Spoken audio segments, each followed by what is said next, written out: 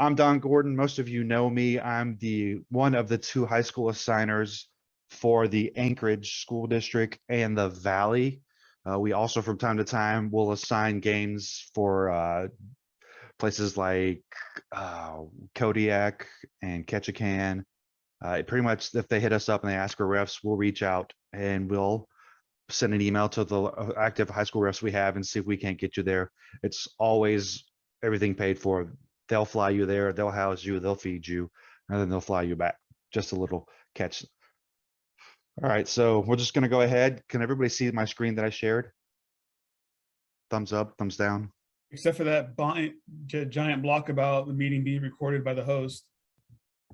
Oh, does it say that? Where does it say that? It's seeing dead center. Oh, What? there it was. I got it was just me. Oh, okay, cool. Okay, cool. All right, so administrative changes this year for ASA. Last year, ASA had a bunch of changes on how they did the rankings and stuff like that. We don't care too much, other than, like I was saying to the few of you that were here earlier, players and sometimes parents assume we know everything. So just little feather for your hat type still. They're going to return to top four from each conference state. Also, we're ranked teams 1 to 8 based on season standings, out of conference masses, strength of schedule.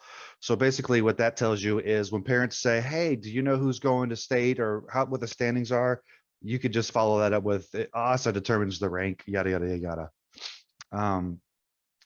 Effective tomorrow, the ASD has switched over to mask optional policy, meaning that you can wear a mask if you want to, but you don't have to. Whether you're on the sideline, whether you're reffing, whether you're playing, it's up to you.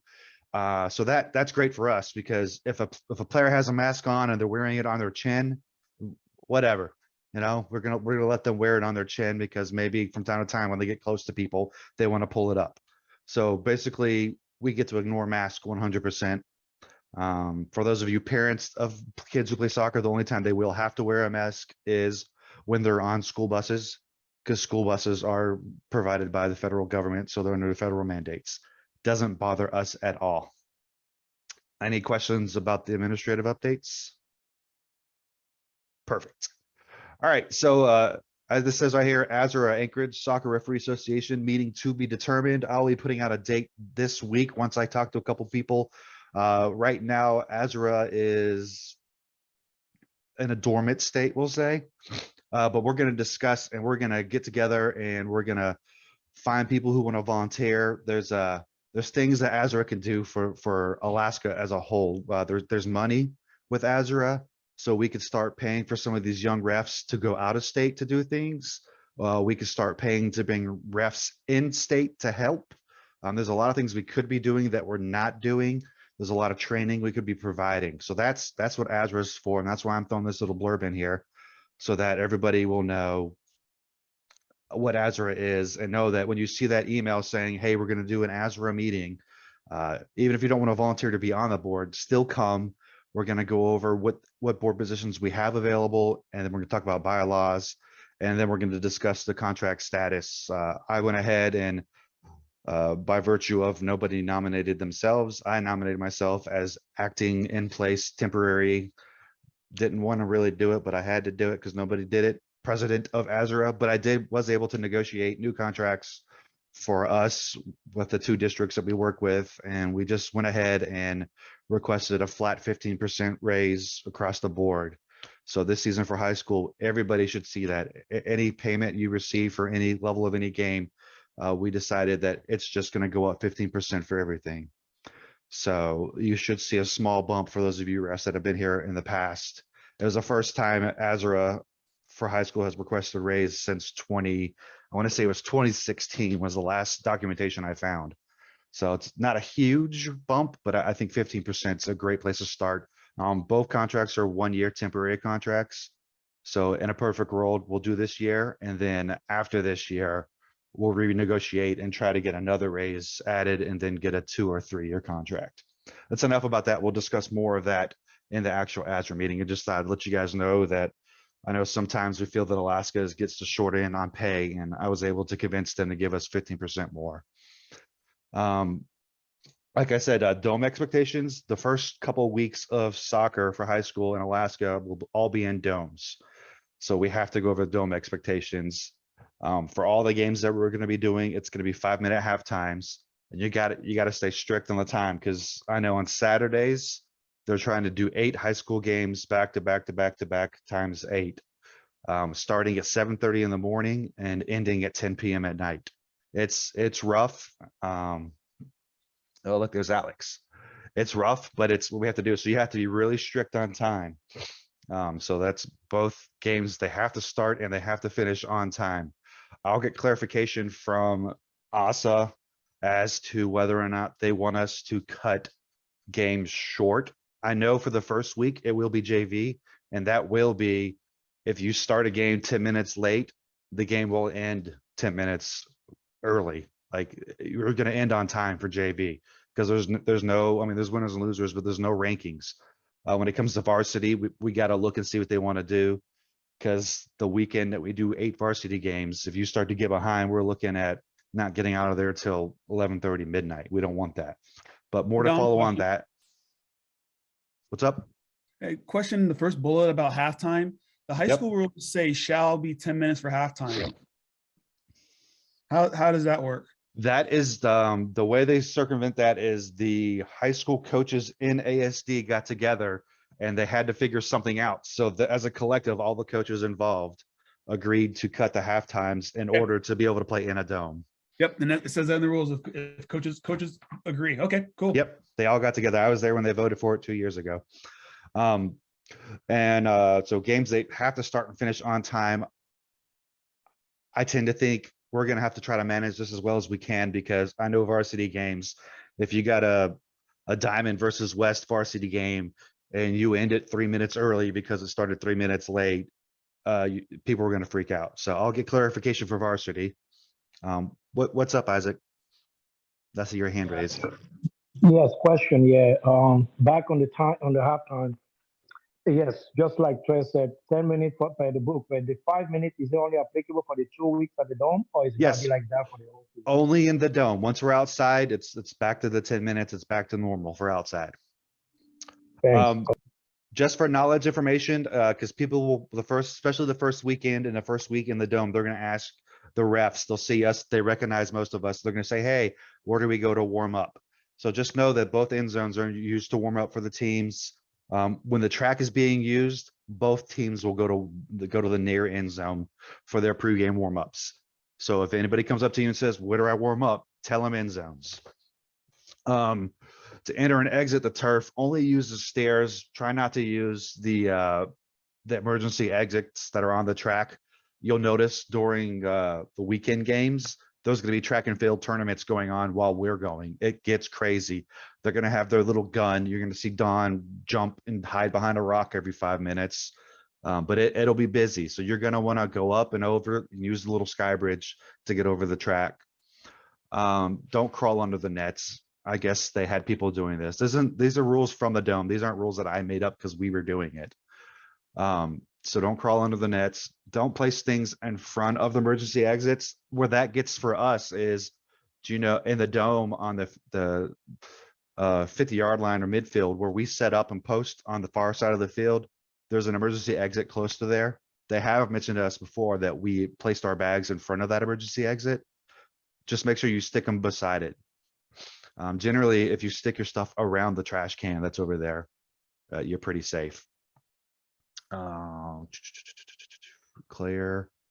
We don't have to worry about jump pits. Never. All right, guys, try not to spit on the track or the turf.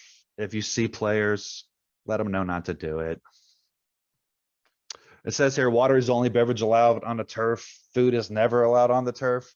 I generally bring Gatorade for myself. I'm not openly telling you that you can bring something other than that, but don't walk out there with a pizza because they'll say something to you. Eric, what you got? With the dome, one of my concerns always is, and I don't know if we're consistent, is because there's not very much room around the touch line and in some of the corners, it's tight. I would just propose to everybody, please be strict with the camera people that set up. I've had issues with them before where they set their tripods right on the touch line, and when I ask them to move back, they give me a lot of attitude. Say, I think teasing is probably the worst, but it gets, we just need to be consistent and push him back as far as we can. Yes. If he doesn't want to listen, he can go bye-bye.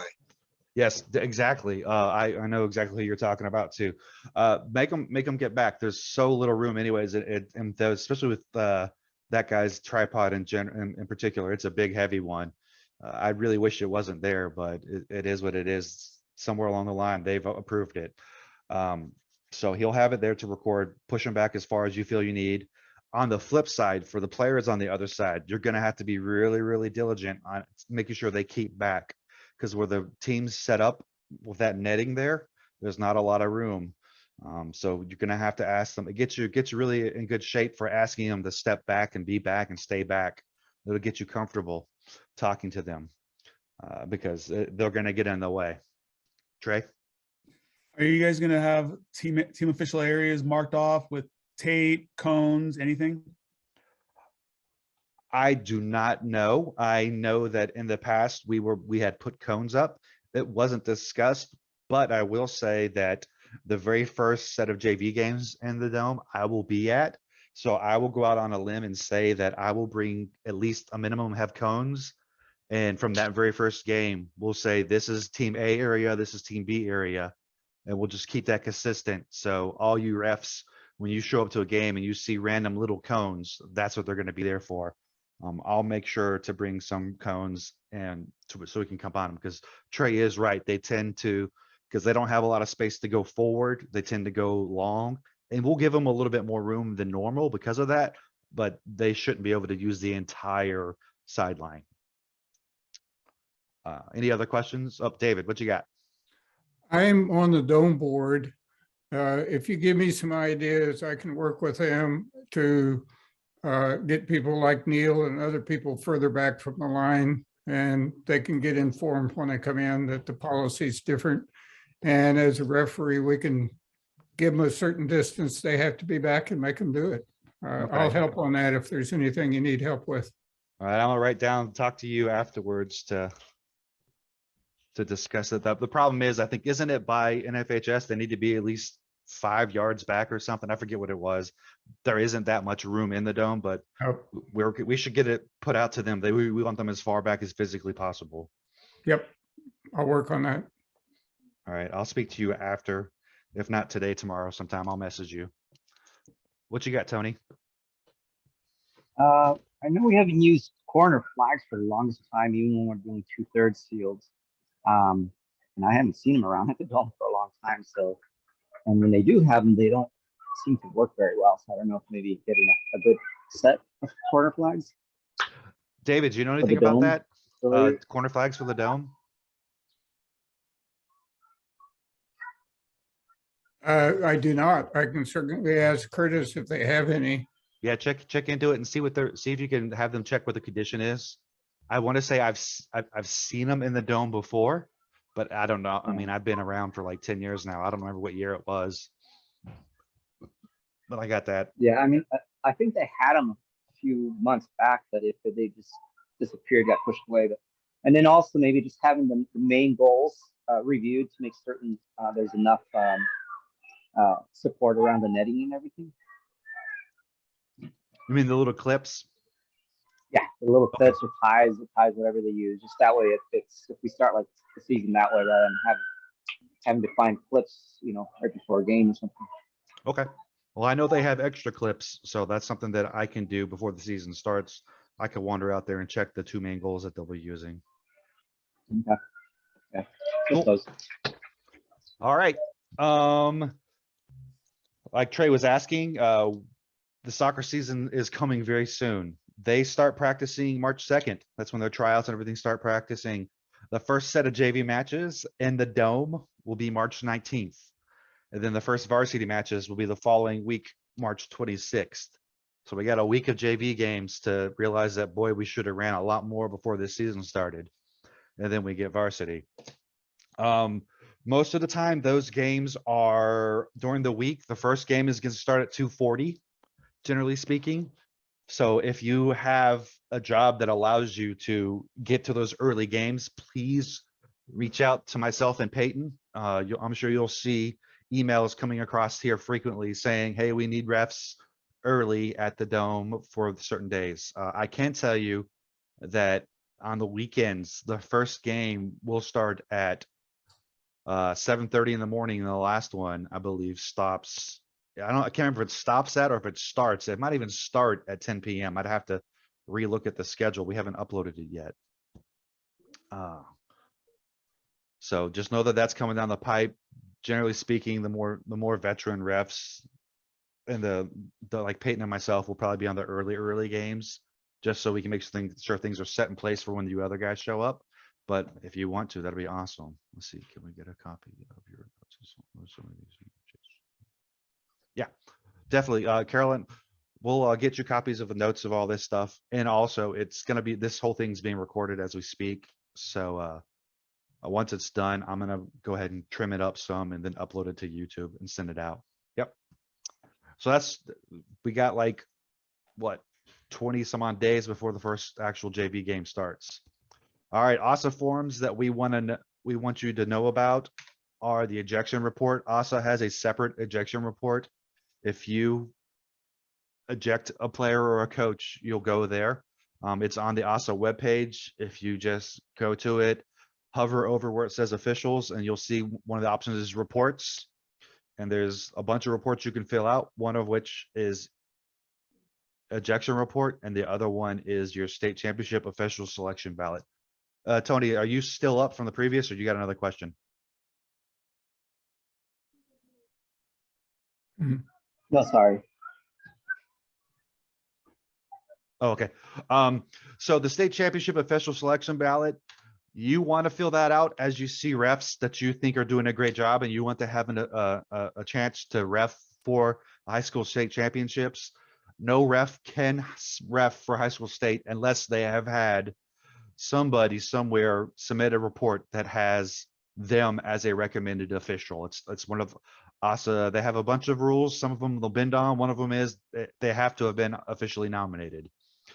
So you go there. You can vote as many times as you want. Every time you vote, there's 5 options. You can fill out all 5, or you can just do one. Know that as you vote for the same person more than once, every vote, they start to fractionalize it. Meaning, if I vote for Trey 20 times, the first vote will count for 1 vote. The next vote will be like half a vote. The next vote will be 0.25 votes. And it marginally goes down and down and down and down and down. So basically, there's no need for you to go vote for your favorite ref. My name is spelled DONALD 1,000 times. So just make sure you're doing that. We want to make sure that ultimately, I'd like it for every ref to find a way to impress somebody to get nominated. So that way we have plenty to choose from. Eric, question? Does ASA want us filling out yellow card reports again? They did not mention that. I know what you're talking about. 2 years ago, they were taking a poll, not a poll, but they were keeping track of all yellow cards. What I will say for now is fill out in your game reports after the games on game officials, list your yellow cards, and then I can go ahead and I can start tallying up how many yellow cards we get, because I got to go through those after the games anyways. If ASA comes back and says they want us submitting the reports, I will push that out to all the refs. Is that fair? Yep. All right. But I know exactly what you're talking about.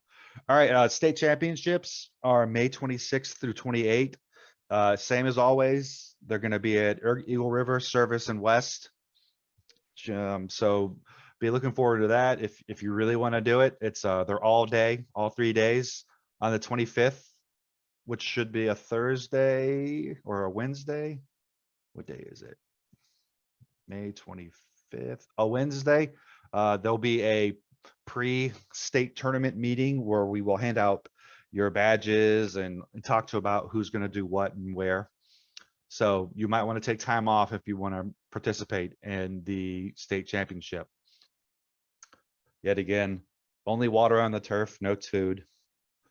All right, so now NFHS points of emphasis. If you look at your NFHS book, Ken, what you got? Just a quick question. Has ASA decided yet whether it's going to be hourly or flat rate? For state? Yeah, they did flat rate last time. State will still be flat rate.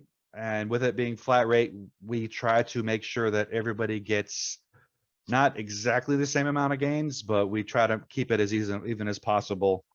I want to talk with ASA to get it changed from flat rate, but as of now, last year and the year before, we did it flat rate. Everybody got the same pay. Yeah, it was handled really well. I mean, I had about the right balance between center and side and forth. Yep. and it worked really well. We try to keep it even. There's ultimately some people are gonna get they're gonna work a little harder than others because you have certain levels of refs that are gonna be doing the bigger, harder games, but we try to give them breaks on the flat back side. So we try to keep it even. All right, so if you've got your NFHS book and if you haven't got it, you have two options. When you register and you pay your fees online, Rush Trekking House will send you an ASA book or an NFHS book. He sent me one. He's supposed to send you a badge if you've never reffed before in high school. So if it's your first season repping, he's got a master list. He's supposed to send you a badge. If he doesn't send you a badge and you just get a book, let me know. I have, oh, my bag's way over there. I have about 15 or 20 badges. So I would love to get 15 or 20 brand new high school refs that I run out of badges. But if you don't get one, let me know. Or if you lost yours, let me know. That first week at the Dome is going to be when we will be able to distribute badges. Logan, what you got? Yeah, so me and my son Noah, it'd be our first year doing refereeing, but I tried to register today and I did mine. And then I made my son a profile.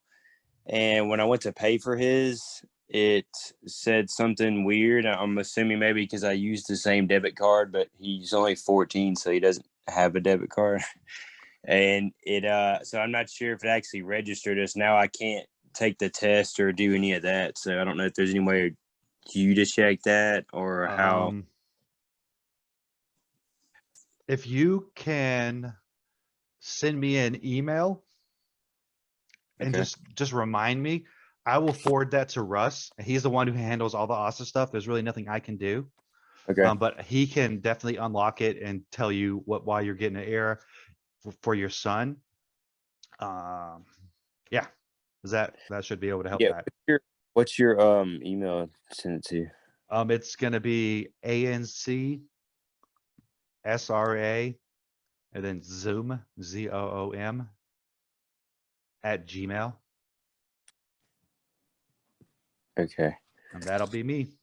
Anchorage SRA Zoom at Gmail. Gotcha. Okay, and then we'll get it figured out. Hopefully, does it show that I registered and just not him, or can you see it? I have no way of knowing. What I do is I email Shrek every so often, and this far out I say, hey Shrek, how many do we got? And then the closer we get, I say, hey Shrek, send me a list of who we got. I try not to bother him too much, but if I email and say I have a problem, he's really quick on emailing back. Okay, I understand. Yeah, we got the weird Poffenbarger. It's the weird last name, so they're both the same. Okay, and that might be what it is too. There's multiple little things that could be going wrong with it, but he'll definitely be able to figure it out. Okay, thanks. I appreciate it. Cool. All right, so NFHS has their points of emphasis this year. They are properly worn uniforms and marked fields. We here in Alaska get kind of lucky because every field you're going to play on, I'm trying to think. Yeah, every field you will ref on is a turf field. So good luck getting them to change the paint and the turf on there, but I don't remember anything being wrong with most of the fields. One thing that's addressed in the properly marked fields is make sure that the goals are secured, weighed down somehow. Trey? Yeah, actually, I disagree because all your turf fields, the lines are broken for your goal areas because those football fields that have the school logo through the end zone, all those dang letters break up the yellow line for the goal area. I don't think we have any, not in Anchorage, any fields that have a logo in the end zone. West does. Eagle West. Oh Yeah, West Valley or West. Yeah, I know there's a school that did. Yeah, because you did West. Yeah. Okay. Like, I mean, that goes back to there's only so much we can do. just familiarize yourself. They're not going to remake their field for soccer. Would they be Uh, able, would they be willing to, no, would they be willing to put some temporary field spray down just for the high school season to I can connect, ask. connect that line? So that's something that they could wash off when the season's over. Isaac, was it you that said about what? Can you, anybody think of any other fields other than West? I know Service doesn't have it. I don't think South does. Diamond, I haven't ripped a Diamond in a while. I can't remember if they have it or not. I'll get a hold of ASA and ask them just in general for the ones that have logos. Is there any way they could put paint on their fields to some temporary paint? I'll look into that, Trey.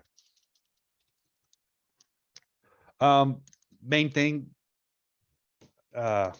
make sure your goals are properly secured. A lot of these high schools, especially when the season's starting, they don't want to secure their goals. They've all got ways to secure them. They've all got sandbags. They just got to dig it out of whatever shed it's in. Make sure that they have it. And everybody do that. Don't, because if one ref doesn't do it, then the next ref that comes, and it just makes it that more of a pain in the butt. Everybody, let's just make sure we're all doing it. Check the fields and make sure those goals are secured. They're focusing on reckless and serious foul play. We actually had a class about a week ago on foul recognition that covers a lot of this. I'm working with Avery to get that put up to YouTube. So when I send out this recording, hopefully I can also send out a link for the recording. And it was a good hour and a half. We watched a bunch of situations and had really good discussion on it. I would recommend everybody to watch that. So we'll have that going out. Logan, are you still up from the previous question, or do you have another one?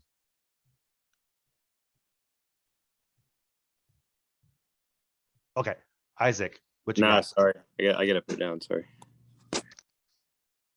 Isaac, you got a question? I have a comment and a question. The Okay. first comment is about the goal line. That I believe we were in the field on the same day when the let's call it the issue with the goal line at the west. So if that is not fixed, the same problem probably going to repeat itself, because there was a clear goal cross, but we couldn't have a line because the lineman was just looking at between two goalposts, and it was hard to judge, and we don't have a VAR to confirm that. So having a clear goal line between the two goalposts will be a plus for everybody, and that will also lead to a consistency. Speaking of consistency, it's a question. When we implement today, or we agree on having the goal secure, we need to make sure that we have it on the very first game outside. That way, there's a consistency. It's not becoming a referee or a special referee problem that, oh, why are you picking on this? The previous crew accepted it, and why are you making it a big deal? Exactly. I'm saying that because not only the goal being secure, but also some nets and some fields are all crappy. So you can kick the ball from the side net and make it like a goal. So those are the things that could create problems on the road. So we have to make sure that the goals have the proper net and they're well secure as well around the goalpost. Exactly. Yeah. We make sure that we're all ensuring the goals are secured. It just makes it a pain in the butt for the next guy. Same with uniforms. I don't want to go over all the uniforms stuff that you need to know. Read your rule book, know what the uniforms need to be. If you don't know, ask a question. Because if we go slack and we allow them to wear different color shin guard bands on their socks, and then Isaac shows up and says, no, it says you can't have that. It just makes life harder for the other ref. So let's all try to be on the same page. All right, I had to look at a picture of East football field, because not East West, because for the life of me I couldn't remember what it looked like, but I see it. Yeah, definitely. I'll reach out to them and make sure we get that fixed. All right. So another thing that they're trying to impress on people is high school athletics is education based. What I take from that is we need to make sure that they know and we know this is an extension of the classroom. I use it a lot with them. If they wouldn't do it in the classroom, don't do it on the soccer field. And whenever you can, try to educate them on, even if it's educating them on good sportsmanship. Talk with them, make sure that they're Learning. Sportsmanship. Let's focus on sportsmanship. Generally speaking, when you do your pregame speech with the captains, you say something about sportsmanship, let them know what you are wanting out of the games. Trey, are you still up or did you just not go down? No, I just put it up. There's What's up? also with you guys having the pregame conference, because here in Ohio, that's something that the Ohio Association, they tell us that we have to do. Even with COVID, it was a couple minutes, but they still want us to do pregame with both coaches and players. Is also going to require you guys to do that. As far as I know, the last thing from ASA is the only COVID mitigations we had, period, was you had the option to wear a face mask if you want to, which tells me that we're going back to, yes, you are going to do the conferences at the beginning of the game. So unless I hear otherwise, which you think they would have made a point, because I know last year they made a point to say you are not going to do that. And this year they said that the only thing that you, I'm sorry, I had a chat bubble pop up. The only thing that we will be doing is allowing them to wear a face mask if they want to wear a face mask. So as far as I know, we're doing the coin toss in the conference with the coaches and captains. Matthew, what you got? Hey, to build on that, for the meeting with coaches and captains, do you want coaches there for the entirety of the meeting, or are they allowed to leave when their portion is done? How does Alaska want that done? I know in the past we have done, coaches, please certify your players are properly equipped, yada, yada, yada, yada. Okay, you can go. Okay. So we give them the option Okay, yeah. to leave. I know some stick around and some leave. Okay, yeah. My state is now mandating that they are there for the entirety of it now. So Oh. just checking. Okay, yeah, they Yeah. haven't said anything about that. Okay. I can ask. Is that My that's a state's state thing? That's special. not Who knows? okay. I'm pretty sure it's a state thing, so I just wanted to make sure that it wasn't a more than one state thing. Yeah, that's hasn't been changed here, not that I know of. Okay, cool. Thanks. And then remember your professional responsibilities as an official. We want to be professional at all times. Show up to the field minimum of 30 minutes early, if at all possible. I know we get in some situations to where we have a game that starts at 5 o'clock and we are not going to have a ref unless we say it's okay for this ref to show up at 4:45. I got that, but that's predetermined. We know it's going to happen. So when the coach calls me and says, Don, where's my ref? I could say, hey man, he works here. He's on his way. He's going to be there on time. We even have some situations, especially in the Valley, to where if you say, I don't get off till 4 o'clock, I won't be to the field till 5 because it takes them an hour to go. They're perfectly okay with that. Just work with me and Peyton till we know that's what you're gonna do. So we can call ahead of time and I can let the activities director know, hey guy, your game's supposed to start at 5. He's not gonna be rolling in till around 5. Can we push it to 5:15? The guys in the Valley are so happy to get refs, period. They're gonna work with us. So as long as if you see us begging for refs and you think you can get close to that time, shoot us a message. Be like, hey Don, can I talk to you about this game? I might be able to work it out if we can adjust some things. 9 times out of 10, we're going to be able to work it out. We can make it work as long as we know that's what you're doing. The worst thing in the world is for it to be 5 minutes before a game and half the crew comes running up and nobody knew ahead of time, because then it looks like we're doing a bad job. But if I call the athletics director and say, hey, these 2 guys will be pretty darn close to on time, that looks really good on us because we know what our guys are doing and we're tracking and they're aware of what's going on. So communication is 100% key with these. I know 5 o'clock games, I mean, working 9 to 5, that's when people get off. So sometimes it's hard to make. And especially in the Dome with the 2:40 game time during the week, that's almost impossible to go. Generally speaking, those are 2-man crews at best. So we've complained and complained and complained, but it is what it is. We only get so much time. Best case scenario, the snow melts and they okay outside sooner than later. So that's that. Does anybody have any other questions before we go over the test? And what we're gonna do for the test is I'm gonna bring up the questions. We'll look at them, and if you want to speak up with what the answer is, we'll do that. Some of them, if you have a question about a certain question, we can discuss it. But really, I just like to go through it. There's at least 1 or 2 questions that are horribly wrong. Trey, good question, Matt. What test? You have to take an ASA test.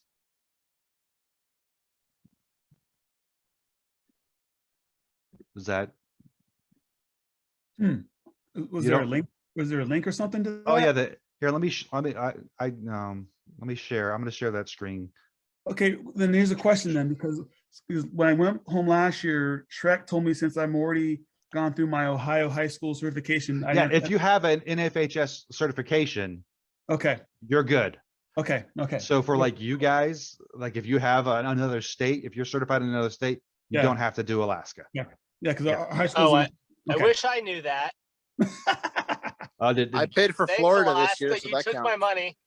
Yeah, they took your money. If you, Matt, email me back and let me know. I might be able to talk him into giving you a refund if you've already got it.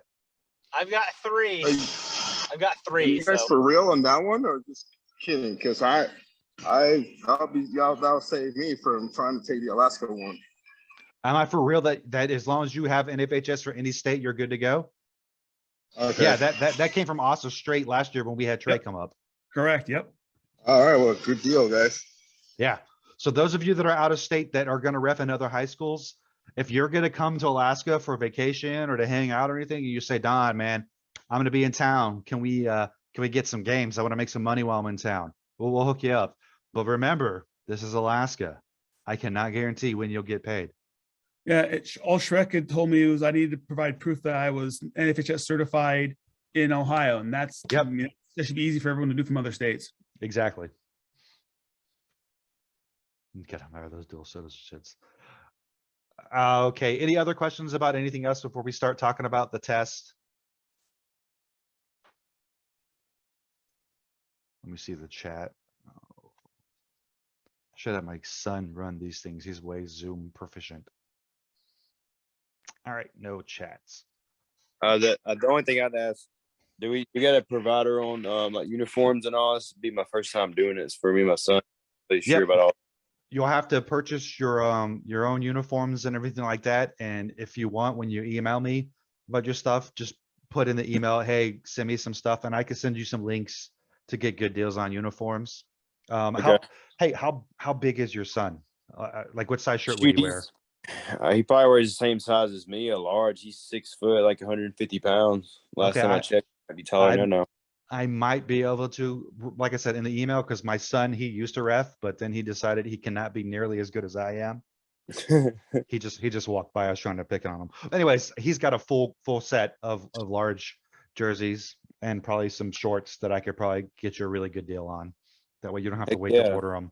All right. Well, hey, I sent you an email already. It's my name, Logan. You'll see it though. Yeah, I'll remember you. All right, man. Appreciate it. Yeah, man. All right. Any other questions? Sorry. I noticed you mentioned that this will be on the YouTube channel. What is the YouTube channel called? The first video we haven't got up yet, so I don't really know what it's called. We're my YouTube IT guy decided he didn't want to come to this chat, Avery. So once we get it going, then we'll know. If not, I'll create a new one and send it out. It'll be something like Anchorage Soccer Referee Association is what it'll be. you can partially blame me for that. I apologize. Him and I were supposed to get that cleaned up this week, and I've been swamped with sending red cards to Chicago. So If you guys go to NorCal, I think it's called Regional Seminars. They have most of those clips there and that in their YouTube channel. That's where those came from too. The ones that we just watched last week. Oh, okay, cool. Yeah, if you need anything from Northern California, let me know. I have access to everything since I'm here. Yay. All right. Fiona? Do you know anything about Fairbanks, like when we're going to start or anything like that? I do not know anything about Fairbanks. Okay. But if I do, I will make sure to let you know as soon as I hear, because I will eventually hear some. I could tell you when Fairbanks is coming to Anchorage and when Anchorage is going to Fairbanks, but I can't tell you when Fairbanks starts. I know that, let me see, last season, they didn't start till after they came to Anchorage. So it was, let's see, we started March 20th, April. So probably like mid-April is when Fairbanks will probably start because they have to wait for all their snow because they don't have an indoor dome in Fairbanks. So, but you're more than welcome to come visit us here in Anchorage, and I'll get you games, Fiona. All right. So now on to the test. Like I said, the way I'm going to do this, I'm just going to read the questions and we'll go over what we think the answer is. I don't know if we'll see if people pop their hands up to answer it really quick, or I'll just discuss it really quick. All right, but I don't want this to take hours upon hours. All right, so the first question, the hash marks made perpendicular to the goal line is it used for corner kicks and 11 yards from the corner flag, during a corner kick and 10 yards from the flag, should be connected to the goal line for visibility, should extend 6 inches on both sides of the line? Isaac, what you got? You know the answer. Hey, It's A. Yes, it is A. Does anybody disagree with A? All right. So the next question, the arc at the top of the penalty area is used for Matt Starbuck. Give us the answer for this one. Can you read me my options? I'm technically driving. If I remember correctly, I think I know what it is, but I just want to make sure I know before I open my mouth. This is your favorite question. The arc is I used know it for is. opposing players during goal kicks, determining penalty kick fouls, determining encroachment of 10 yards during a penalty kick, determining when the ball is in play on a goal kick. In actuality, it is C. However, if you are the Alaska High School Athletics Association there, it is B. So the correct answer is really C, but your test will say B. Go with C. I contacted ASA last week and they said that they were going to get it fixed. We're hoping that that one question isn't the question that determines whether or not you pass, especially since we're doing this. yeah, it's one of them. That's done. It's one of them. I tried the test first time and I got this one B and they say it was C and I was one C and it was B and no, it doesn't make sense. But anyway, there are two more that are similar to those. Yeah, there's a couple fun ones. All right, so question number 3. Each team shall submit a team roster with first and last names and numbers of all players and substitutes, all bench personnel and coaches to the officials at least blank minutes prior to the start of the contest. We got 10, 15, 5, or 1. Anybody want to speak up? All right. B. So, what we got?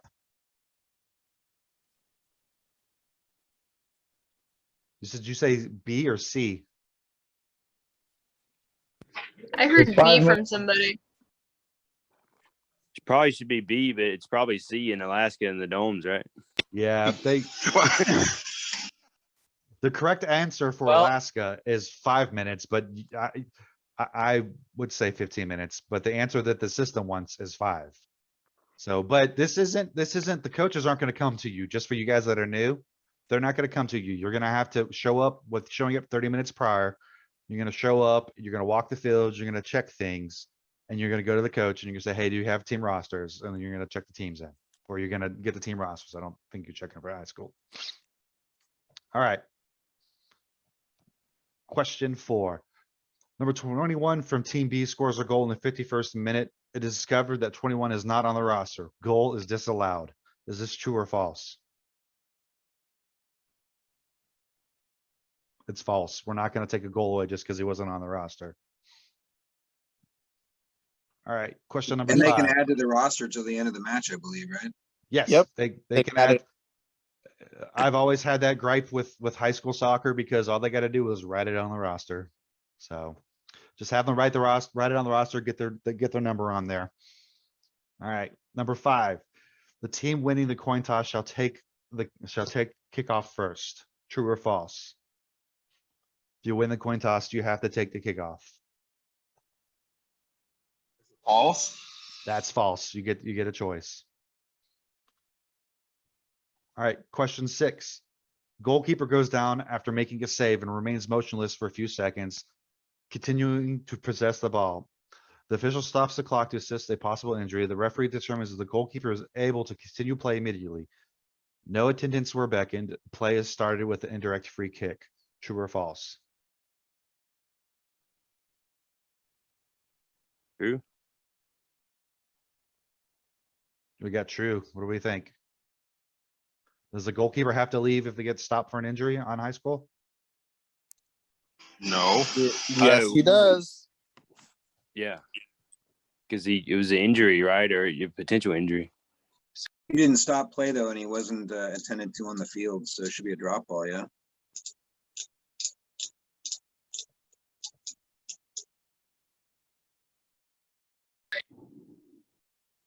As soon as you stop that clock to assess the injury, the player must leave in a high school match.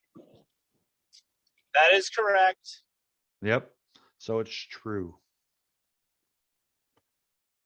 All right. Question 7. Oh, One American flag not to extend 2 2/3 inches may be worn on or occupy space on the uniform. Can you wear an American flag on your uniform? true. True. Yes, They have it as false. Does it say anywhere in the rule books you can? Way. it's one of those revised rules, Don. You have to be 2x3. But you can wear it. It is true. Yes, you can wear it. True, you can wear it. Oh, there you go. Yeah, that is correct. It does say 2x3. You can. What are the dimensions that it lists again? Does it say 2x3 on test? This is 2x3 on test. Yes. However, in 2 by 3 Alaska, in it the has rules, to be yeah. bigger.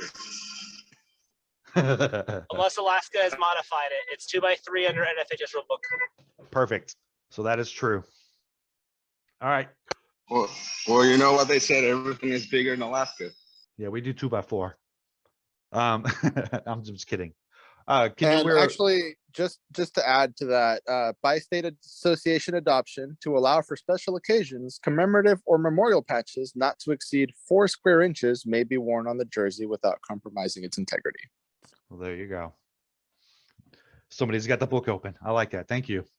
Can you wear metal cleats for high school soccer? No. Yep. False. Cannot wear metal cleats. All right. Question 9. Team A appears on the pitch ready to play with faces painted in an objectionable manner. This is legal. False. False. Yeah. Remember, extension of the classroom. Question 10. During pregame warmup, the referee observes A4 wearing a knotted headband. This is legal. False. False. Good job. I like the quick answers. Question 11. The head referee or center referee shall conduct a pregame conference with the head coach and team captain 5 minutes before the match and shall review pertinent rules, good sportsmanship, and coin toss. Oh, look. You Yeah, have it already like highlighted in green. It's true. I think it's true. I thought I did control all, made them all black, which was smart, except for the fact that I don't have a key. Anywho, we're good here. At halftime, the coach for the home team shows the head referee a video clip of a foul that was not called in a penalty area. That was clearly a foul and a penalty kick should have been awarded. The referee decides based on the video evidence, this is lovely, based on the video evidence, the start of the second half with a PK for the home team. This is totally legal. Yeah, no. False. It's false. And I'm glad that this question came up because it's something that I wanted to talk about beforehand, that Peyton wants to stress to you guys. Every game you do in Alaska now is recorded. It's either recorded by a parent to be shown on Facebook Live. It's recorded by the guy from South High School who's got that really big camera. That being said, just know that you are always being recorded.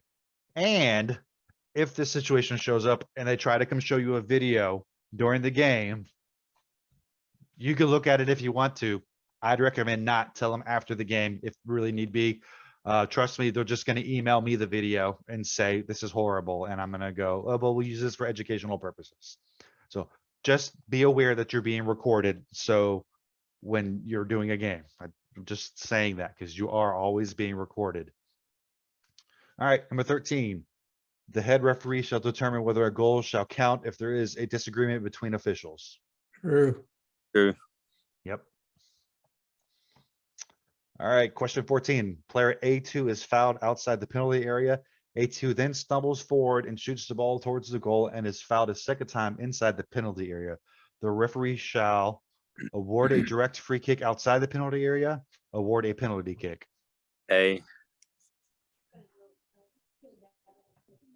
We got A? Depends Yes. on whether you blew the whistle or not. But they were fouled outside the penalty area. So you wouldn't give them a penalty kick. Yeah, it's the first foul that happened. Yeah. So it is A. Well, can I ask a question about that? Yeah, definitely. By awarding outside, you're penalizing the team that gets fouled against. So if you have a pause before you blow the whistle and they score a goal, why isn't it a goal? Because you let it play through. But if you let it play, right, then that's your call. You don't call a foul at all, right? Yeah, Yeah, I mean, if I blow the whistle on the first foul, I understand that, but if you take that deep breath to see what happens and they score or get tripped in the box, then you got to make a decision, right? Yeah, you go back with the initial contact. So if it's a contact outside the penalty area, you always go back to the initial contact. Unless you call it for advantage. Unless it is a violent conduct or something excessive that deserves something else. Okay, folks, what about advantage? You can apply advantage here to the first foul. Yes, unless you call for the advantage, then you look, you Yeah, observe. so Now it just falls it's inside. advantage, but the advantage doesn't develop, that you can always, go back to the initial contact. That's why you have to wait and see. Okay. But if he gets fouled again, you go to the second foul. You apply advantage to the first foul, and you go with the second foul. So you have a penalty kick. And I literally did this today in an MLS next match. Okay, thank And you. I agree with you. I agree with you. That's gonna be a PK. Because the first one you have to void it. Advantage. Then you foul again. That means that superseded the first foul. So it's gonna be a PK now.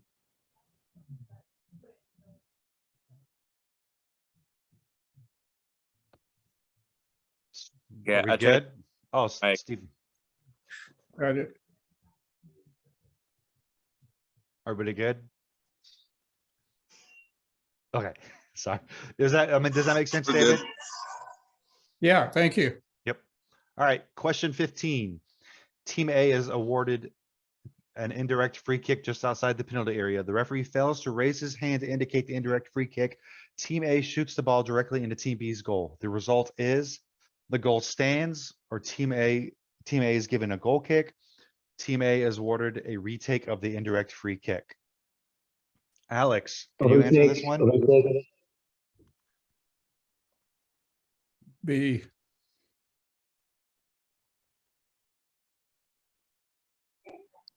I go with C. Yeah, I'm pretty sure it's C. Okay. Alex. So read the question again for me, please. Yeah, because I think I almost want to say this might be something that happened to either you or your game you were on a couple years ago in state. So Team A is awarded an indirect free kick just outside the penalty area. The referee fails to raise his hand to indicate an indirect free kick, and Team A shoots the ball directly into Team B's goal. What's the restart? It's C then, So, right? Yep. It's a re-kick because it's a free kick because it's indirect free kick. So what do? You just go and explain to coaches that obviously you made a mistake and you didn't raise your hand and it's not a goal and you have to retake it. Yeah. Yeah, well, he has to wait on your call. If it happens like that, you stop the game, right? I mean, if it's indirect, he has to wait on your signal. Yeah. Okay. And that's true. And most of the coach, honest coach knows whether it's an direct kick or indirect free kick. So they're just gonna take advantage, maybe, get upset about it if it's not against them. But they do know. Most of them know. Yeah, they know. But you still gotta So just make sure that you're using the proper signals on kicks like that. That way you don't have to get in that situation. But the answer is it's a re-kick. You don't let them keep. Mechanics. Yep. Don't give them the goal. That happened in state here a couple of years ago. It actually, and it was all over TV and all over YouTube showing it because. So if it was a couple of years ago, then that wasn't me because I've been gone for over 2 years now. No, it was more than 2 years. Then probably was me. Yeah. Anywho, make sure your mechanics, know your mechanics, know your mechanics. Oh, okay. Number 16.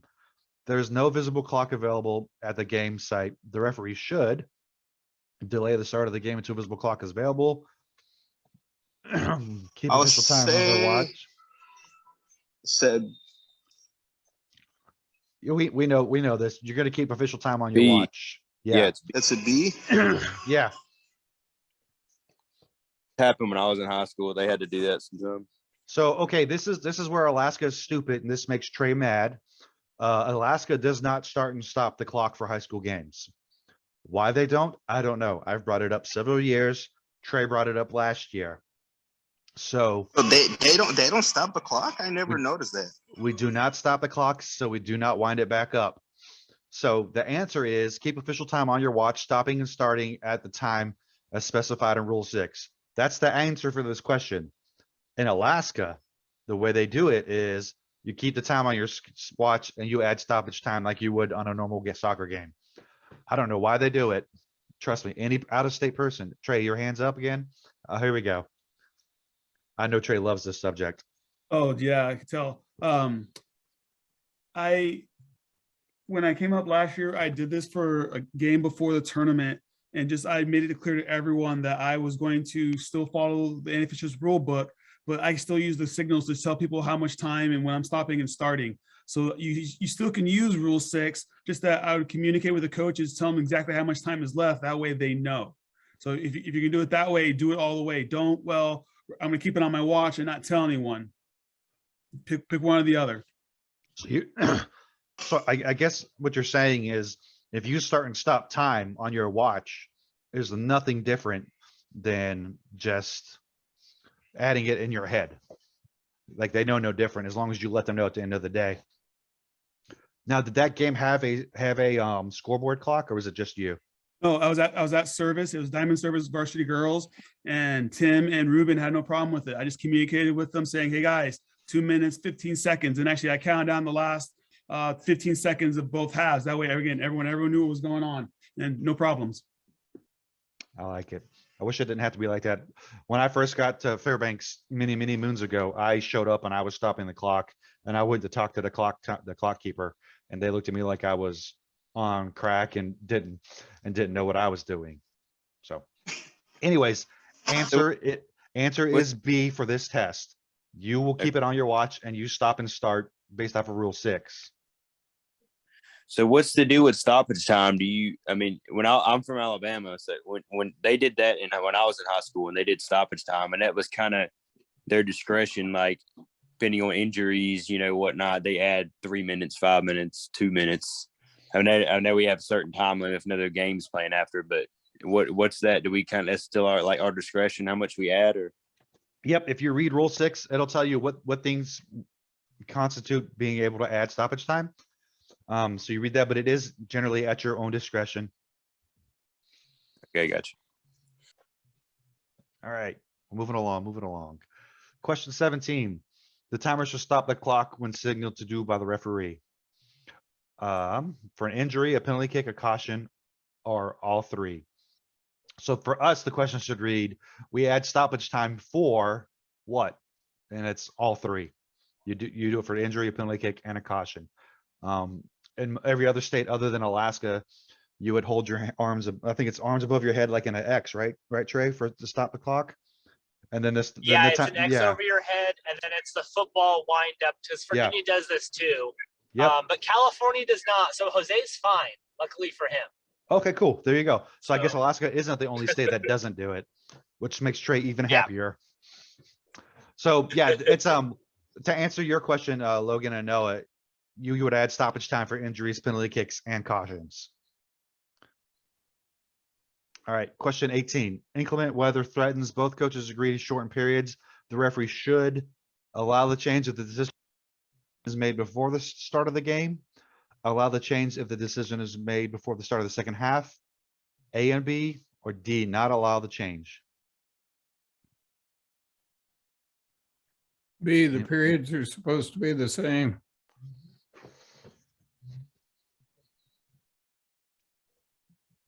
I thought it was A and B. Yeah, A and B. I Yeah. think it's C. Generally speaking, with weather, if the coaches agree, you're good to go. Hold it 1 second.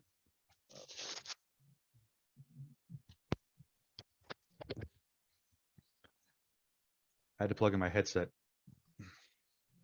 Does that make sense, David? Yeah, got it. Once I read it, I understand it. Thank you.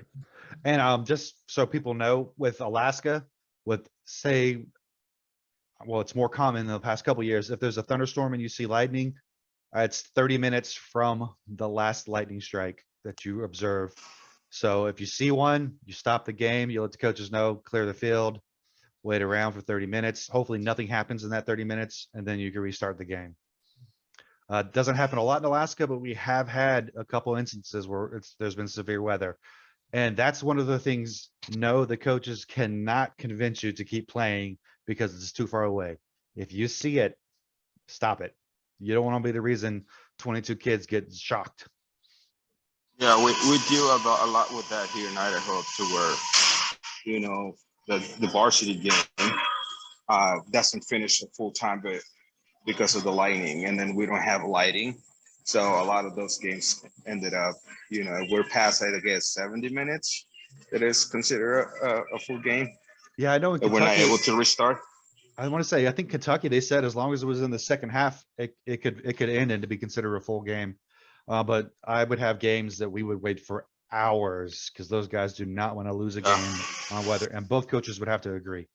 But in Alaska, Yeah. knock on wood, doesn't happen too much. Just know if there's lightning, you got to stop the game and you got to wait for 30 minutes. All right. Sorry, I kind of went off on the left field there. All right, question 19. Team A is leading and wishes to substitute at least 5 minutes, wishes to substitute in the last 5 minutes of the second period. The referee will allow substitution, but allow the coach of team A for delaying the game, take no action and allow the substitute, stop time and allow the substitute, or deny the substitute. The answer is C, you stop time and add for the substitution. Yep, exactly. Or It's allow the within the- substitution. Or for Alaska, you just add time for it, the Yeah. last 5. So do you guys, Leading you guys see that? It's team is winning and he wants a sub. So we all know what they're doing. They're just trying to chew clock. So make sure you're stopping it. And I tend to let them know, hey, I'm stopping or I'm adding time. That way that, because you don't want a coach to start doing it a lot and think that he's getting away with one. And then you're like, all right, 5 minutes stoppage time. They're going to lose their crap. And, So let them know. And by the way, Don, just a heads up, my local association vis-a-vis me had to get a clarification from NFHS National on this. Anytime, if you have both teams making a substitution on a throw-in, for example, and one's leading and it's in the last 5 of the game, you still stop your clock for that. So Oh, just a really? heads up. Oh, Yes. Yeah, If I- both go. Anytime Yeah, 'cause the leading team is making a substitution in the last 5, no matter whose possession throw it is, you stop your clock for it. Just a heads up that came down. oh, So Because so the kids that's are making just, my local. so now that's even if both teams are making a substitution, or just the winning team? Both. It's the college rule. Okay. If you're in the last 5 minutes of a game, Yeah, yeah. it's a 1-0 game, and both teams are at the line, you have a throw in, both can make a substitution there. Yes, by rule. Yes, yes. In that case, because the leading team is making a substitution on that stoppage, you would theoretically stop your clock. Alaska, you add time for that stoppage. huh. Yeah, because we were Makes doing sense? it to where only if the winning team makes a sub that we stop the clock. But if both are making a If sub, it was, then if you it was could- only, yep, exactly, and that's what back home in my state, people. I'm from Virginia. People thought that too, and Yeah. it was a very heated debate, and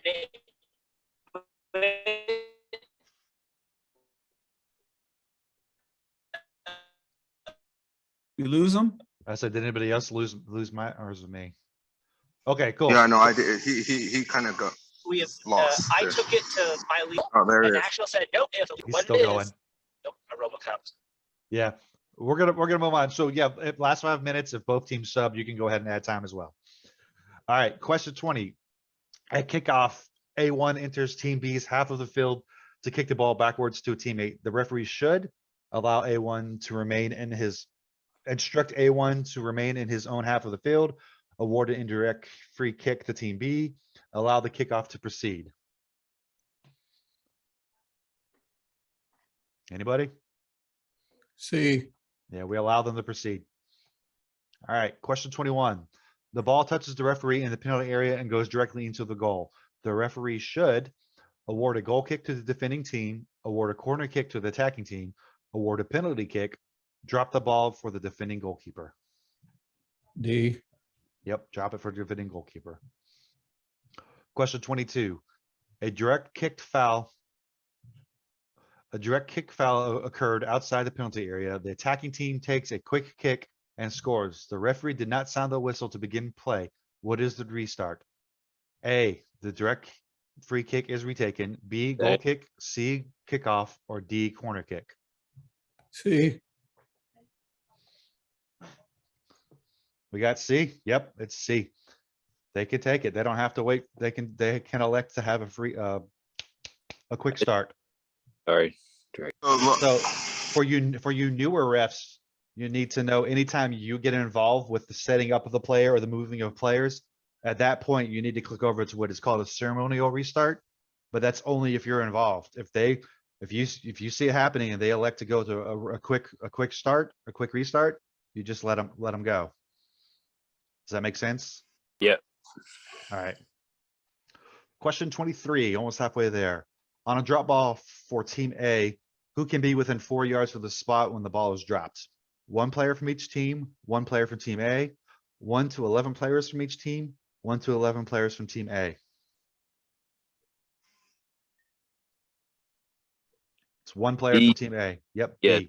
One player from Team A. No opposing player. All right. Okay, for a second, Don, for a second. Definitely. Be careful to deal with that because players, they're still gonna be coming. I bet they'll be coming from some other place, and they're gonna be stuck in the old habits that used to have 2. So be prepared to deal with only 1, and to get some crap from players and coaches that they just forgot. Yep. All right, question 24. The score of a forfeited game, if done before started, is 0-0, 1-0, 3-0, no score. A, I guess. D. I believe it's B, 1-0. It is 1-0, Matt? Yeah, it's 1-0. affirmative. And that's just what you put it in the when you do the score report. For Alaska, you don't have to really worry about that. You could put 1-0 in game officials or 0-0. Our scores have nothing to do with anything. The athletic directors from both schools will be at every game. They'll be doing the real recording of the scores. So don't think too much, but the right answer is 1-0 for the test purposes. Question 25. A goal may be scored on a drop ball, free kick into the kicker's goal, goalkeeper's throw, or throw in. Which one of those can actually score a goal? B. Nope, you can't score on your own goal on a free kick. A drop ball, right? Nope, it's the goalkeeper. If that goalkeeper has a huge arm, he can launch it 120 yards. Cool. He can throw it, but you can't do it on throw in. That's right. I played goalkeeper. The goalkeeper can launch it in the back of the net, but you can't score on a drop ball. You can't score on yourself on a free kick. You can't throw the ball in the goal on a throw in. Right. If you watch a USL game last year, they allowed a goal like that from a free kick. Oh, they were wrong. Yeah, no, they were wrong, but they allowed the goal. That's probably why you can search it on YouTube, because they made fun of it for being wrong.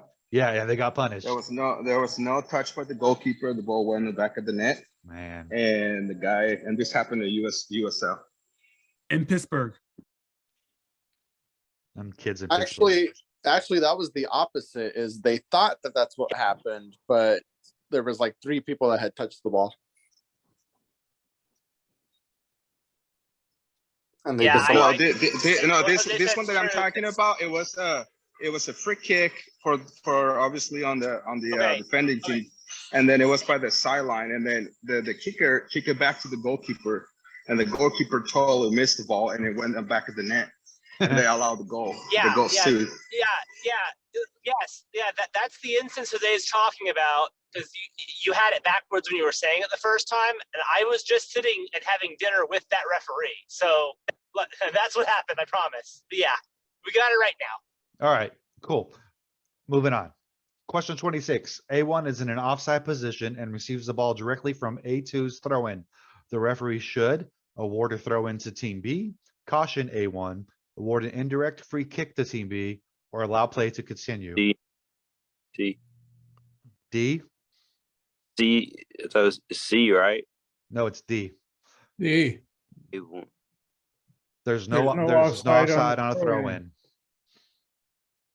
That's what. Yep, no offside on a throw-in.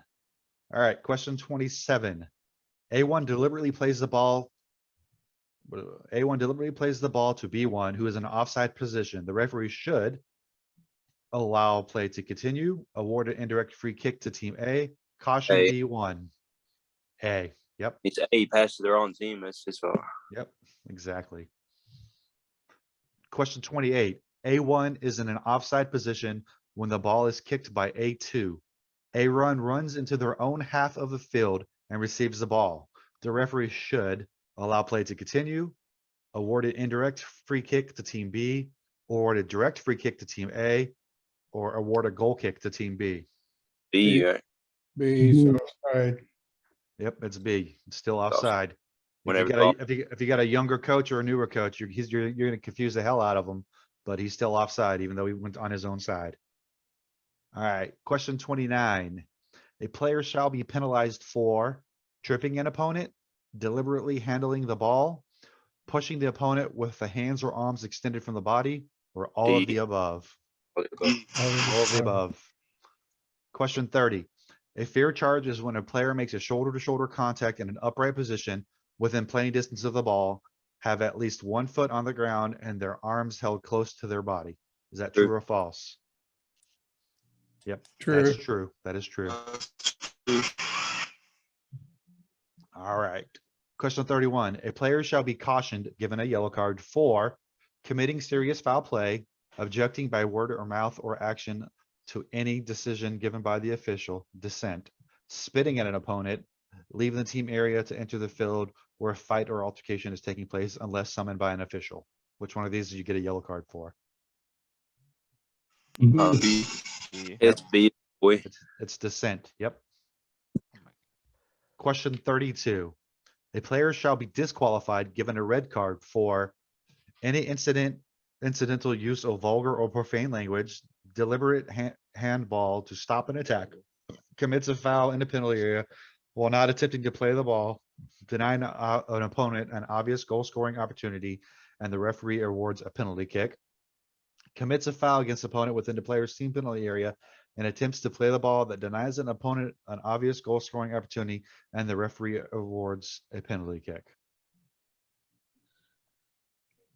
It's just B, right? No, I think it's, let's see, commits a foul and a penalty, not attempting to play the ball, denying an opponent. I think it's C. It's C. Well, that would, yeah, you could get. You get it for B. B would be a red card too, wouldn't it? Yeah. No, I'm sorry, that would not be. No, that would be a yellow. No, that depends. B will depend on that one. It's not necessarily a card. So now, here in Idaho, when you have let's say a 1v1, and there's a foul, but the way they treat it here is if it's foul above the waist, it's no, they say that there's no intent to play the ball. And so anything above the waist is a red card. Below the waist, obviously depending on where the point of contact is and the force, that's a yellow, and you know, depending on that, it could be a red. But basically, any contact above the waist is a red card. Just because they saying that there's no way they're trying to play the ball, to attempt to make a fair play on the ball when they're making upper contact. Yep. Turn off background music noises. So Yeah. All right. Yeah, I think we're good. for So red card, would that be A on that one? I mean, you could still get a red even if it's public or if it's loud enough. Because you know it's an extension of the classroom, so that's just yellow for language. Okay. So it's C because not playing on trying to play the ball. That's the difference between C and D. All right. 33. Player A is disqualified for having received a second yellow of the match. The referee should display the yellow card and then display the red card. Require A10 to leave the field of play and not allow A10 to return or be replaced. Notify both coaches of the nature of the misconduct. Or D, all of the above. All the above. Yes, all of the above. Yeah.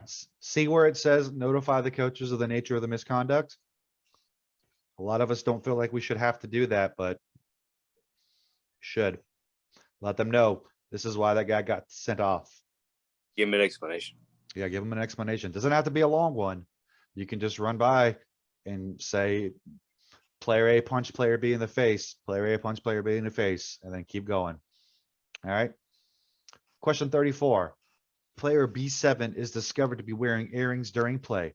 The referee requires player B7 to leave the field of play during the next stoppage. Team B's coach elects not to replace B7 and will play shorthanded. Team B coach shall be cautioned for an illegally clutch player. True or false? False. B. Well, I can't remember in high school. Did they change it to where we don't caution the coaches anymore?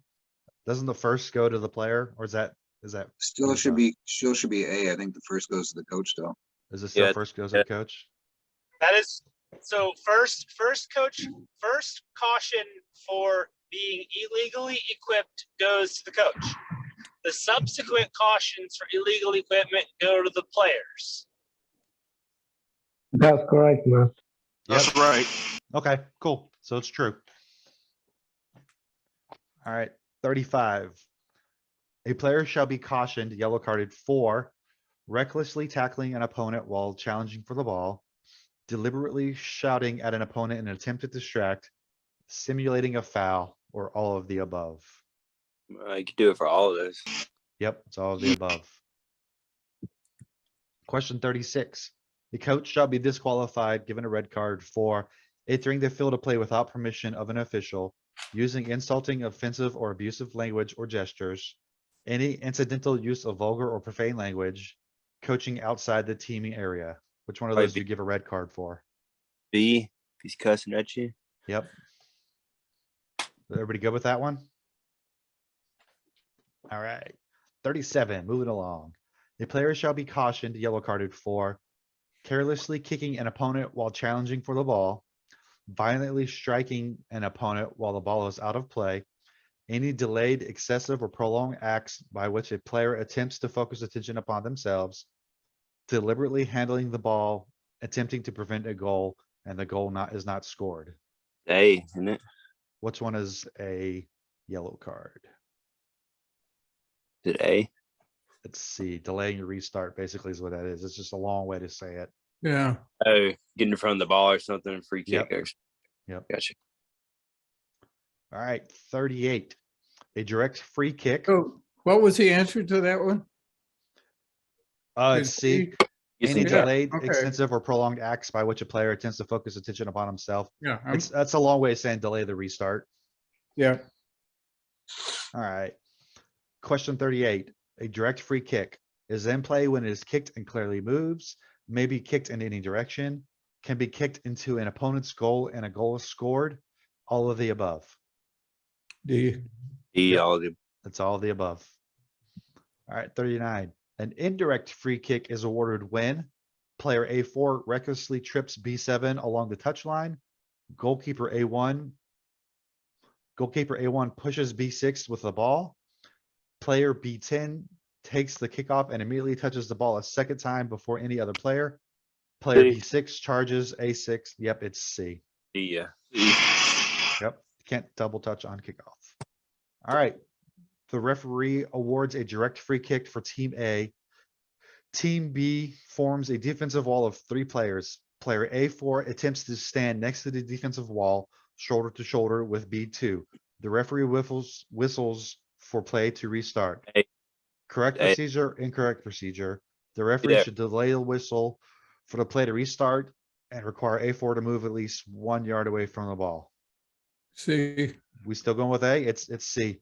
They get, if they build a wall, the other player, other team's player has to be at least 1 yard away. Really? Yeah, it wasn't like that when I was in high school. Yep, that's a new change. That changed 2 or 3 years ago. Okay, it's cool. that's to stop the scrum, isn't it? Yeah, it is. Well, it's to stop it because you'd have situations where like you'd have a wall and then I would stand at the end of the wall. And before my guy would kick, I would lean into the wall, making a spot in the wall to where you could kick through. So that's why they enacted that. Question. What's up? Question. So now, Shouldn't that be D, since B is states it's incorrect procedure, and C, the referee should delay the whistle? Oh, so now is it for high school? Is there a minimum that has to be on the wall in order to have the 1 yard? Or is I that think for it's- just for FIFA? I think it's, what's FIFA's FIFA 3, right? Let me look 13.3. Y'all look deeper than I do. I go through these Yeah. tests and Yeah, answer FIFA has quick. the wall has to have at least 3 players in order to be considered a wall. If it's less than 3, then you can be on the wall as well, right? Yeah, less than 3, you can be in it.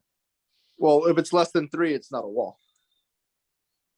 Right. So the answer, I guess, is D then, right? Yeah. It is incorrect, and it's Yeah. and you correct them. Yeah. Yeah.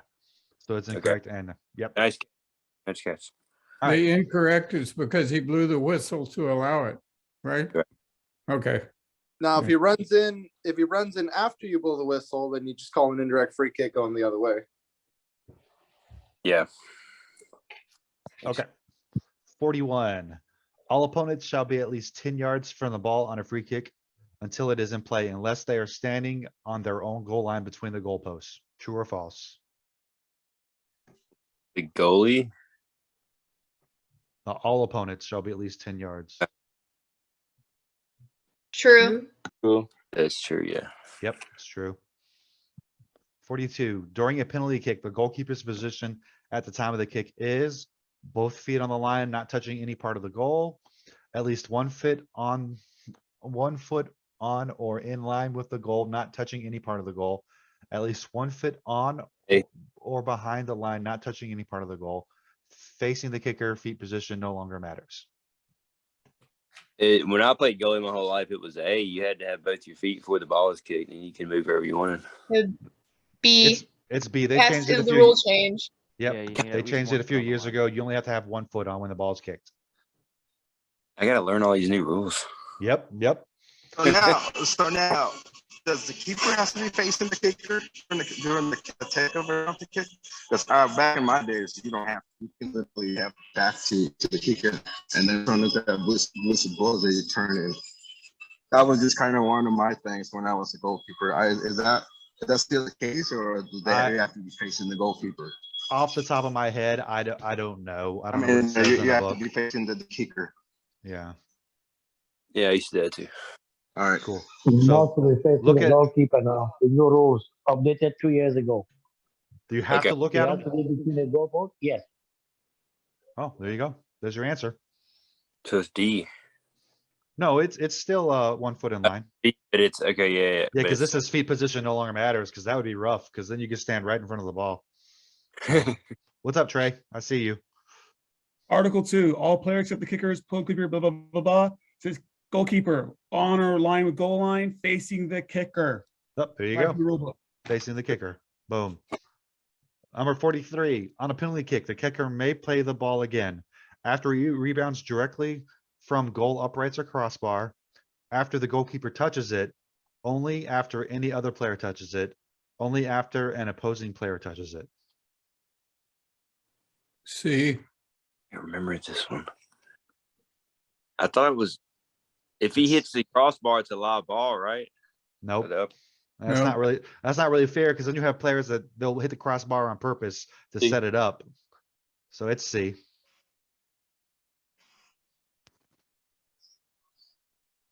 We good? But All right. Yep. Think of it this way. The kicker can't touch the ball 2 times in a row. Does the crossbar count as a touch? No. Nope. Not another play. Nope. Don, were you good enough, Don, to hit the post on purpose? Yeah. But you they gotta go- remember. I was gonna say that. I mean, how many times I probably can try 1,000 times to hit the crossbar. I probably hit it once, and that's intent. You What can you do got- that. Score. You don't need to hit the crossbar. Yeah, what you guys don't realize is I was the goalie and I would hit the goal post on purpose to get out of the game, so I didn't have to play anymore. So totally different. All Thought the right, goalie- anyways. Was that head first? Yeah, head first. All right, question 44. We're coming up on 2 hours. Let's just move along.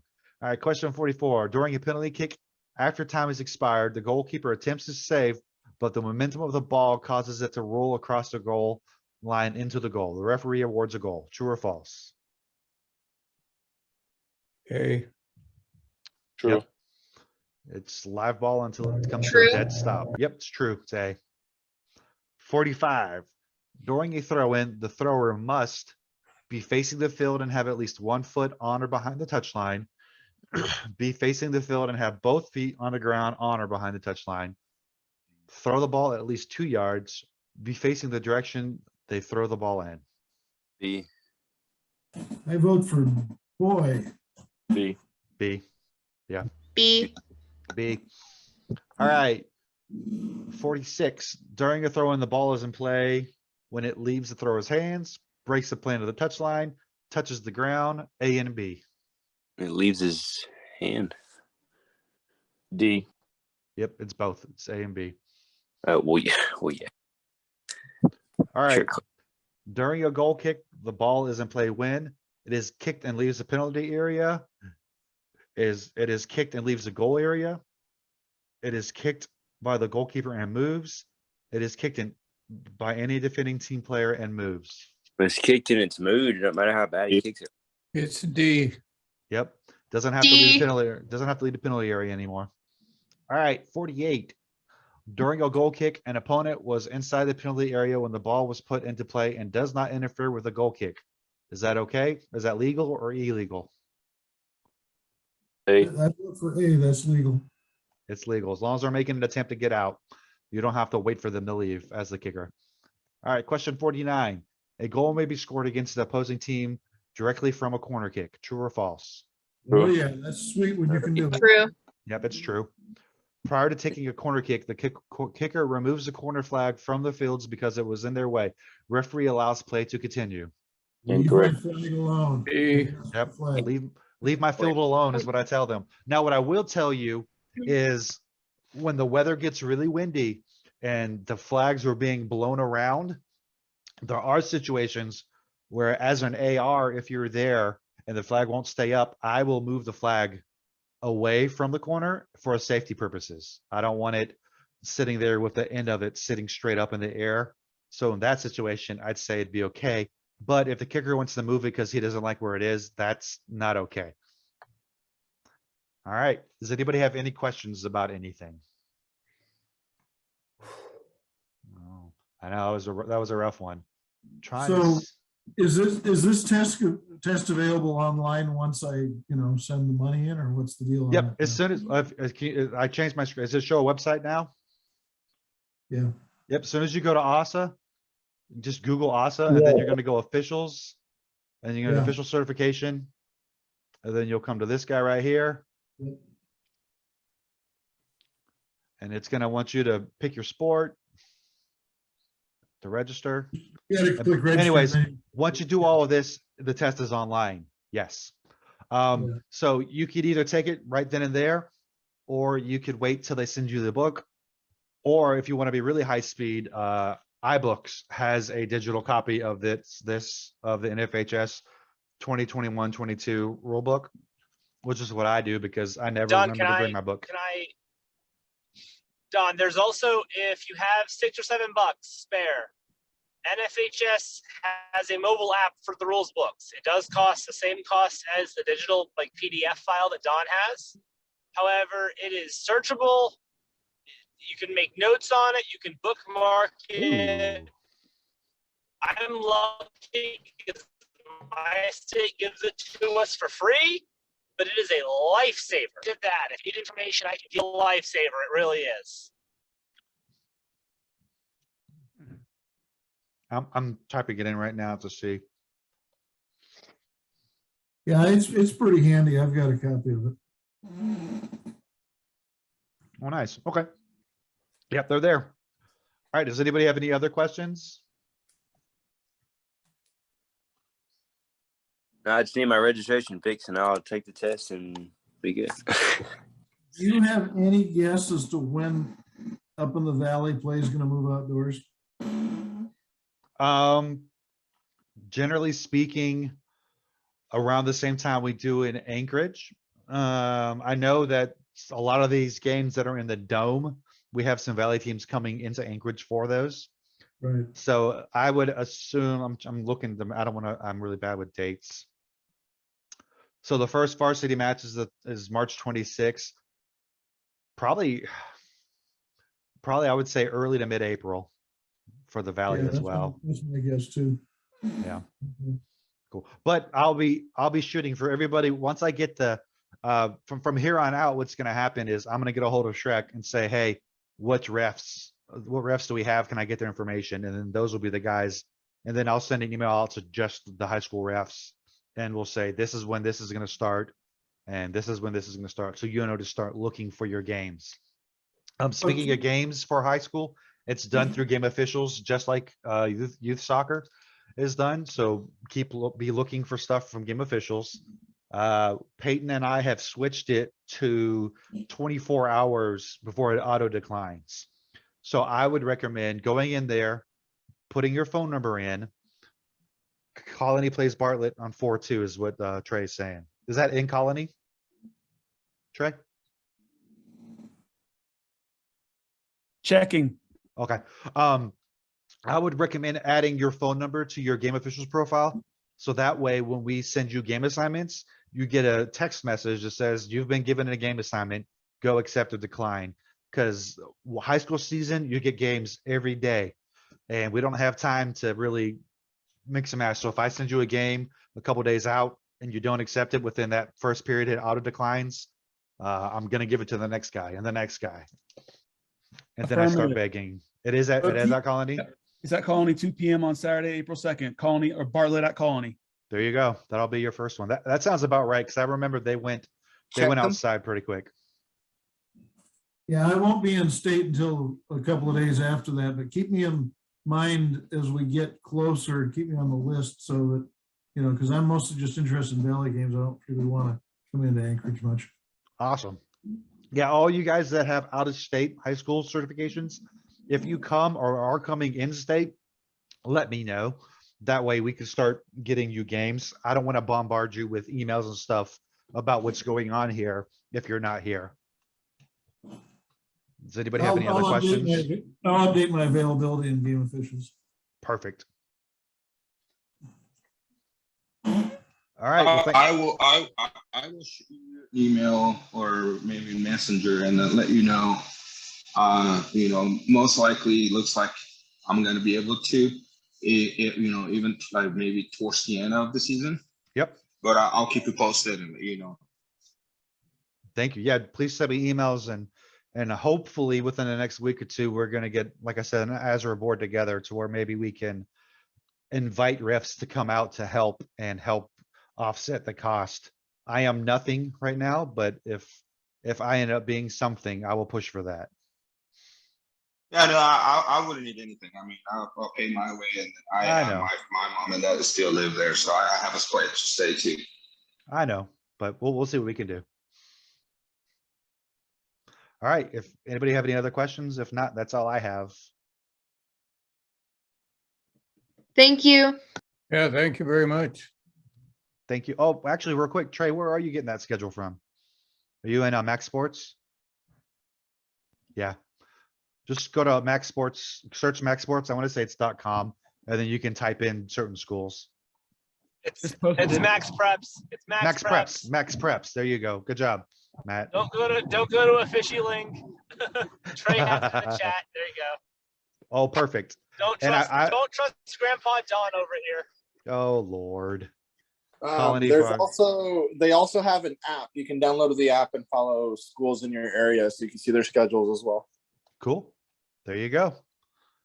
Thanks everybody for coming. We had a much bigger show up than I thought, which is kind of sad because Trey's a little sad at the number, but I was hoping somebody would show up, let alone 20. I think we hit 24 was the top number we hit. So Isaac, are you raising your hand? Yes, I just want to emphasize that something that Trey already mentioned. If everybody can go and revisit with that new book, that would be fantastic for the sake of the consistency. So throughout the meeting, we have some of the discrepancy that was going on. So if we could review the book for the current year, 2021, 2022, that would be fine. That way we're all on the same page every time. Exactly. That's some of the biggest arguments and complaints that refs and coaches and players have is Don lets me do this, but Isaac doesn't let me do this. Don says it's okay if there's nothing on this goal, but Isaac says I got to put these weight bags on there. And if we're all on the same page, it doesn't matter. Then they're going to go, I hate all you refs. You all make me put these bags on these goals. All right. Thanks for coming, guys. Hey, you out of state guys, I really appreciate you coming in. It's always great to have you put in your input and your experiences from out of state. And I look forward to all of you guys coming back and helping out, whether high school or tournaments throughout the summer. Stay in touch. You guys all have either my Facebook or my email. Reach out and we'll take care of you. Hey, Alex, I want to see you again, man. Thank you, guys. And hey, Don. Thanks, Alex. I hear you. Thank you. Have a good night. Yep. Bye, Alex. Bye. Bye, Trey. Bye. Bye, guys. Mason, do you have a question? Yeah, I was curious where we went again to go certify. What you're gonna want to do is I got the here, I'll type in the thing in chat. I'll pull the I got tray. the ASAA opened right now. And I followed what you did. Go to like officials and official certifications, but it's not. And then there, if you look towards the middle, it says sports officials application. Officials. Oh, okay, I see it. Yep, right next to online card payment only. And then it might ask you to set up an arbiter account. I can't remember, but just keep following those directions. It does, or you log in. It depends if you have one or not. Yeah, I automatically logged in because I use arbiter for other things. So yeah, if you have any problems, Mason, yeah, it'll ask you, and then it'll go through with the registration stuff. Yep. If you have any problems, Mason, shoot me a text message or an email, and I'll help you out. Got it. I appreciate it. Thank you. Yep. All right, guys. And Grandpa John, I did confirm with the other guy that I will be up for the second week of May, so that is happening for 100% sure now. Oh, awesome. Yep, I got a hold of other Grandpa, so. Oh, I gotta see this show. All